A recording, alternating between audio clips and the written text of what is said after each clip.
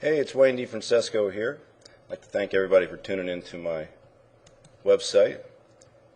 And I wanted to show you some of the stuff I've been doing over the last few weeks. I went out to the National Club Pro in French Lick, Indiana, where the golf courses were quite difficult. And I missed the cut out there, shot 78, 76.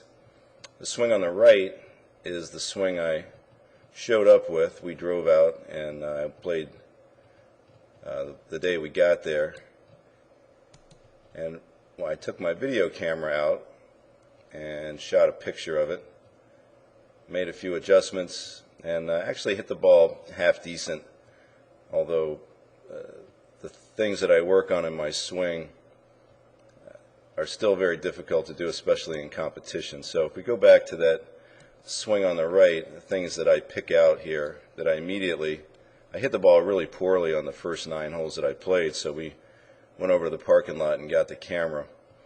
These are handheld, so I can't draw the lines, but I'll show you what I was seeing here. This camera angle is taken from closer to me, and it's a little bit higher up, so you can see the difference in the perspective. But if you watch the swing, the club starts to get behind me a little bit right away, and as much as I try to lower in the backswing by pushing into my right hip, what you'll see in the midsection of my swing is that my head is going to pop up.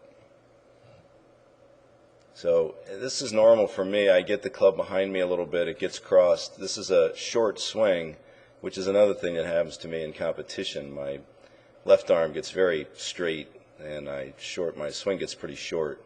So you can see a lot of stress in the shaft up there, but to me this is crossed, and then this isn't the killer for me. When I come down, it takes me a little bit too long to open up, and the club now gets behind me, because I do come in a little bit late, and then when I exit, you can see how high the exit is and out to the right. So the shot here would appear that I was trying to hit it out to the right and hit a sweeping, it looks like I'm trying to hit some sort of sweeping draw in there, but I never try to really draw the ball, and if I do, I just hit it worse. So I saw this and went, oh goodness, I got to do something. So you can see on the left here, immediately got my posture a little bit more tipped out over the ball, and tried to make sure that when I took the club back, I didn't get the club behind my hand. So I did that a little better, although as much as I was trying to push back,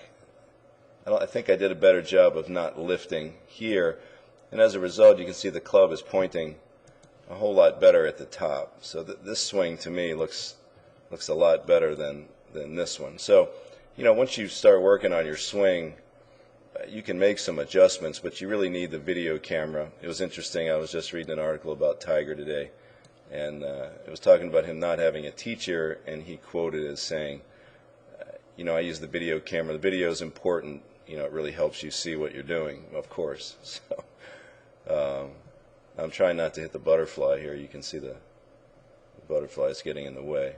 But anyway, you can see that a completely different approach of the shaft and the exit.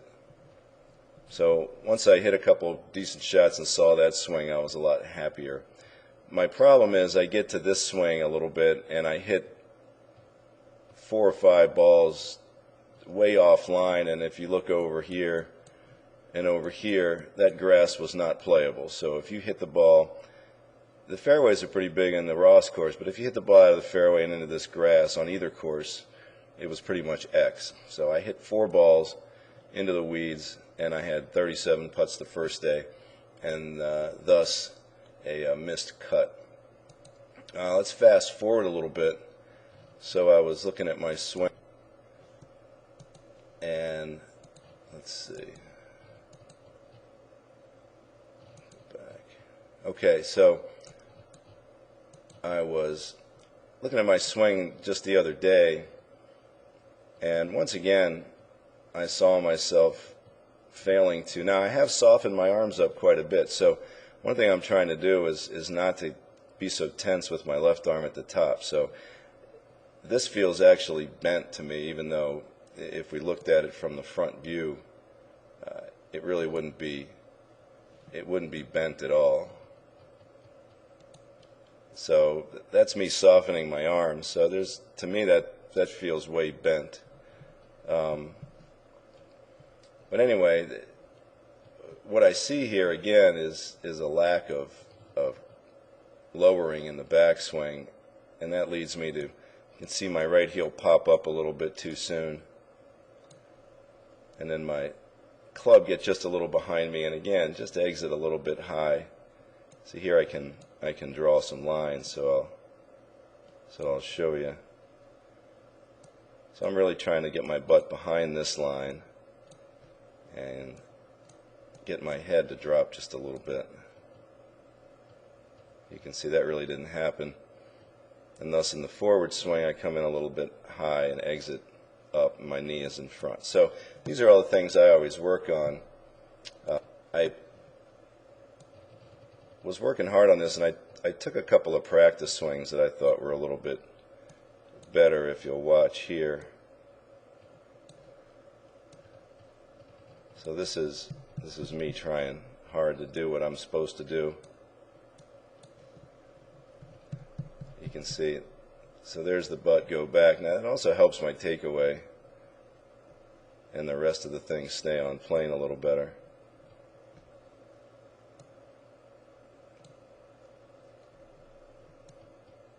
And then if you watch my leg movement, it's pretty symmetrical here and here. I like that. And then in the forward swing, when I keep some depth here, and here I was really trying hard to turn my head. I come in a little bit high, but I like the arc that it achieves there, and I like the fact that my hips almost stay back in the box. So the swing that I look at all the time to compare is a interesting swing of Hogan's from 1959, a driver swing. I really like watching this swing. So when I look at that swing, what I see is the midsection in here push back. I see the head lower. You can watch the head up against that bunker up there. I see the club come, the hands and arms come toward the body, and the club come up. You can see that the elbows are nice and level. The right arm doesn't lift very much. Then in the downswing, see a little more lowering there, and then there's a nice arc around. So I kind of aim for that. Now I don't necessarily want my left arm quite as low as that, but when my arms get soft, they actually look a little bit more sort of kind of like that. My left arm's kind of lifted compared to his, but as you can see, his upper right arm is pretty down, and mine's sort of semi-neutral. I grew up with an upright swing, so there's pretty much no way I would ever look like Hogan, but I kind of like the pivot action and the way he stays tipped out over the ball. As far as head movement goes, he doesn't have a radical turning of the head, but he follows the ball flight pretty closely. And with me, I'm always attempting to get my head to turn. So here, without the ball there, you can see it. I'll let this one go. So my chin stays tucked with my shoulder a little longer, and I get my head to turn. That usually gives me a better impact and a lot more opening through. So anyway, I got the Maryland Open starting today. I'm going to try to soften my arms. I'm going to try to dig my right hip back, and I'm going to try to turn my head through the shot, and that's it. Hopefully it'll work.